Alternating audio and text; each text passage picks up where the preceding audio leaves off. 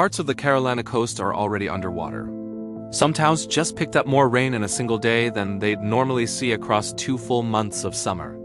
And here's the part that should genuinely concern you. This flooding disaster is only the opening act. The exact same stuck weather pattern drowning the East Coast right now is about to trap dangerous heat over the middle of the country and fire off round after round of severe storms across those same regions for days on end. Let me walk you through exactly how one jammed weather system is doing all of this at once. Right now, a slow-motion flooding disaster is unfolding across central North Carolina and up into Virginia, and the rain hasn't fully let up. It's been falling in waves for days, pouring through the night, continuing into daylight hours across the Piedmont and the coast alike. Forecasters placed a corridor stretching from southeastern Virginia down through the Outer Banks under a level 3 out of 4 flash flood risk, one of the higher tiers on the scale they use, and that risk was expected to hold before easing slightly, with forecasters noting there was still a real chance it could get bumped back up, depending on how much additional rain fell. Level 3 risk is not a routine call. It means forecasters expect the kind of rainfall that produces widespread, dangerous flooding, and that's exactly what's been happening on the ground. In High Point, more than 6 inches of rain had already fallen by early morning. Durham picked up over 3 inches, with spots in nearby Hillsborough topping 4. Roads have flooded across Wake County, trees have come down onto homes and power lines, and thousands of customers across the Triangle have lost electricity as saturated ground gave way under the weight of falling limbs. What makes this particularly jarring for a lot of residents is that much of central North Carolina had actually been dealing with drought conditions just weeks earlier, meaning the region has swung from worrying about dry ground to bracing for dangerous flash flooding in a remarkably short window of time. Here's the part that matters most, and it's the reason this story is bigger than one bad day of weather. What's hitting the Carolinas and Virginia right now isn't a single storm that rolls through and clears out by evening. It's the leading edge of a weather pattern that has essentially locked itself into place over a huge stretch of the country. And that pattern is about to do something unusual over the coming days.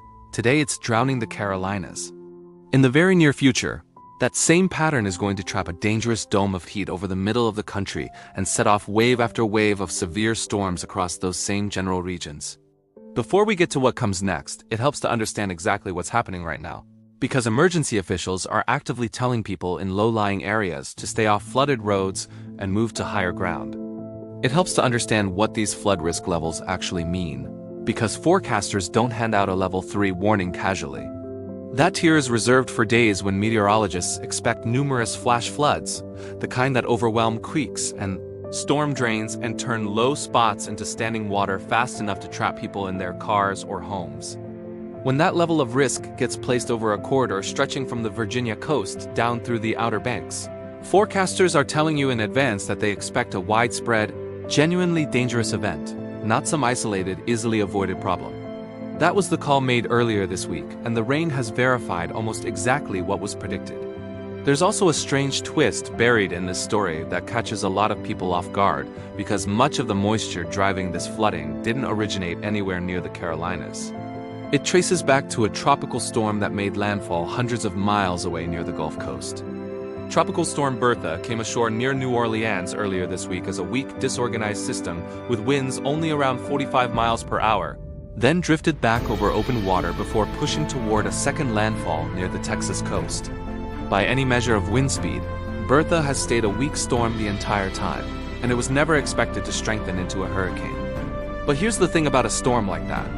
Even a weak, falling-apart tropical system carries an enormous reservoir of moisture, and that moisture doesn't simply stay locked around the storm center. A stalled frontal boundary sitting across the eastern part of the country has been reaching down and pulling that deep Gulf-sourced moisture hundreds of miles inland, straight into the Carolinas and Virginia. So the worst flooding isn't happening anywhere near where Bertha's own center is spinning. It's happening 1,000 miles away, fed by moisture the storm released as it fell apart. That's one of the more counterintuitive facts in meteorology.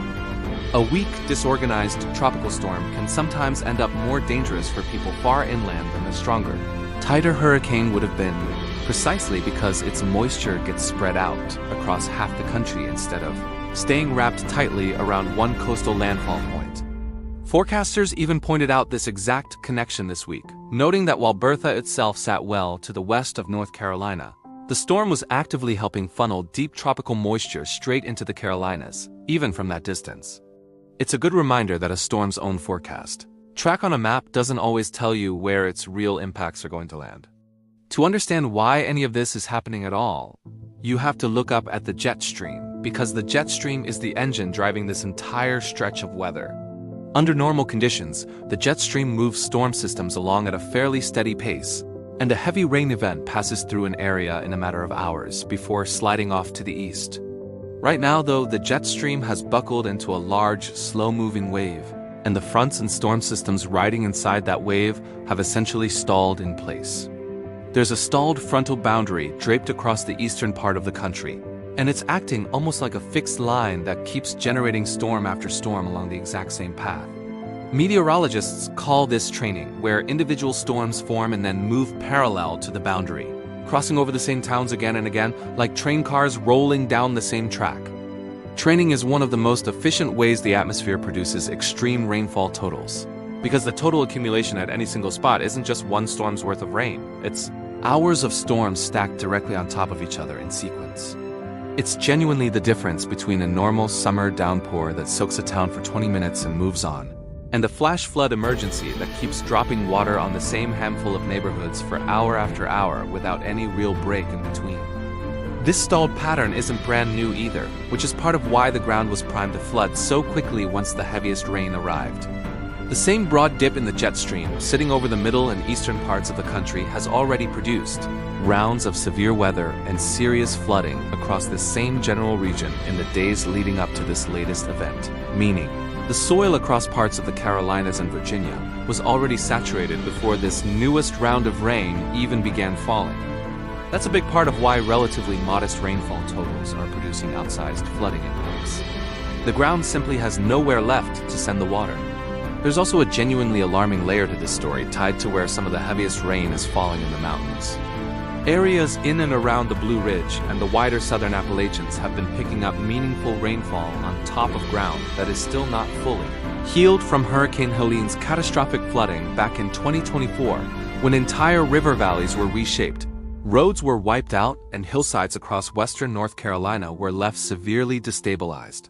That kind of damage doesn't simply heal once the immediate disaster passes. It leaves behind loosened slopes, altered drainage patterns, and terrain that's dramatically more likely to fail the next time heavy rain arrives. So when additional rounds of rain fall on ground that's still scarred from that earlier disaster, the resulting flash flood and landslide risk is elevated well beyond what the raw rainfall numbers alone would suggest. Mountains make everything about flooding worse in a way flat land simply doesn't.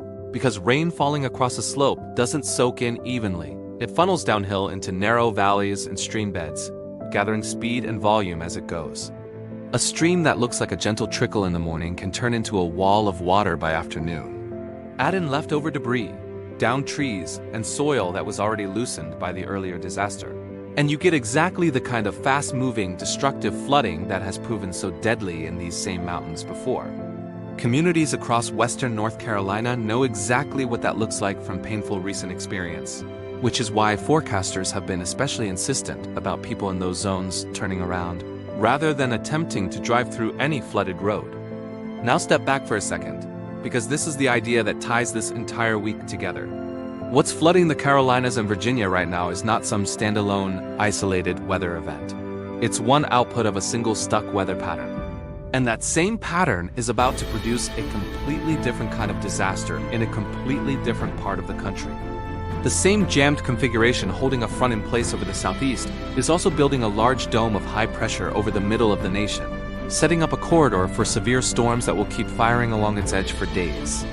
Think of it as one machine producing two separate outputs. On one side, over the east, the pattern has been wringing tropical moisture out over already saturated ground and flooding it. On the other side, over the middle of the country, that same pattern is trapping heat and quietly building the fuel for a fresh round of severe thunderstorms. Heat, flooding, and violent storms sound like three separate stories, but they're really one story, driven by the same stalled jet stream that has refused to move on. And that heat dome isn't some distant future risk, it's already been building hard. A massive area of high pressure has taken hold across a huge stretch of the country, stretching from around Minneapolis down through New Orleans, and from Kansas City over toward Cleveland, pushing nearly 100 million Americans under some form of extreme heat warning, watch, or advisory, with tens of millions placed in the higher major to extreme tiers of heat risk, stretching from the deep south through the Great Lakes and into the mid-Atlantic. Kansas City alone has seen heat index values climbing into the range of 106 to 107 degrees, with an extreme heat warning in place, and highs across parts of Texas, Arkansas, and Louisiana pushing to or above the 100-degree mark, with that oppressive heat expanding steadily into the Midwest and Great Lakes as the ridge strengthens and shows little sign of breaking down on its own. A heat dome works by trapping a strong ridge of high pressure in the upper atmosphere, and underneath it, the air sinks, compresses, and warms even further. That sinking air suppresses clouds and rainfall, which is exactly why the middle of the country has been baking under mostly clear skies even as the East Coast drowns under nearly continuous rain. But here's the part that ties the heat directly to the coming severe weather threat. And it's the key to understanding why these two seemingly separate disasters are actually connected. A strong ridge acts almost like a boulder sitting in the middle of a stream. Disturbances riding along in the jet stream can't punch straight through it, so they get forced to ride up and over its northern edge instead. That northern edge becomes a kind of highway, where warm, unstable, moisture-loaded air at the surface collides with disturbances passing overhead, and that collision is exactly what organizes severe thunderstorms right along the rim of the dome. So a heat dome is never purely a heat story on its own. It's also the steering feature aiming round after round of severe weather at the northern and eastern edges of the country.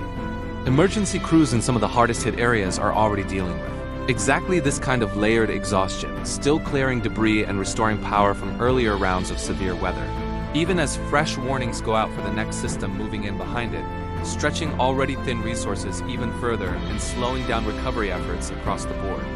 So here's what actually matters if any of this affects you directly. If you're in the Carolinas or Virginia right now, this flooding threat has not fully passed. Even once the heaviest rain eases, the ground stays saturated, and rivers and creeks can keep rising for a while afterward, meaning it doesn't take much additional rain to push already flooded areas over the edge. Never drive through water covering a road, since moving water only a foot or two deep is enough to sweep a car off the pavement. And most people who die in these flooding events die inside their own vehicles after underestimating water they thought they could cross safely. If you live in a low-lying area anywhere along this corridor, keep paying close attention to local alerts over the coming days. And make sure you actually have a way to receive those alerts overnight, since a surprising number of these flash flood emergencies develop after dark, when people are least likely to be checking the news. And if you live anywhere across the Midwest, the Great Lakes, the Ohio Valley, or the Northeast, now is genuinely the time to make sure you know exactly how you'll receive severe weather warnings before storms actually arrive, not scrambling to figure it out once the sky has already turned dark and the sirens are going off. It's also worth checking on elderly neighbors or relatives anywhere under that extreme heat warning umbrella, since heat-related illness can develop quietly and quickly, especially for anyone without reliable air conditioning or a way to cool down overnight. The single most important question right now isn't really what any one individual storm ends up doing. It's when this entire stuck weather pattern finally lets go.